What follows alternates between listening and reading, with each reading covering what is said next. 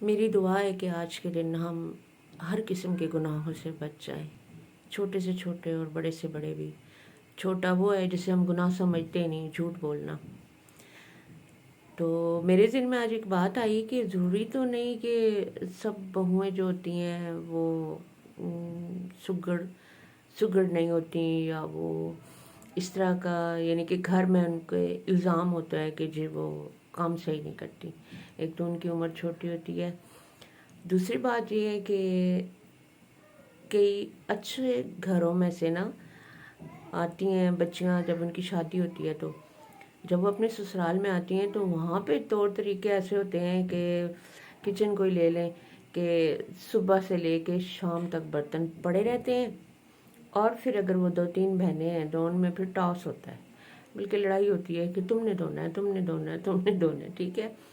یعنی کہ جیسے ہی گندے ہوتے ہیں اس طرح دھویا نہیں جاتا، اسی طرح صفائی کا بھی ان کو کچھ خیال نہیں ہوتا، یہ وہ۔ تو کہنے کا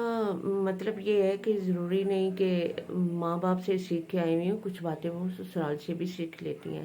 اچھا سسرال ہوگا تو اگر وہ بیک سے اپنے ماں باپ کے گھر سے صحیح نہیں آئیں، ان کو کوئی طور طریقہ نہیں آتا، تو وہ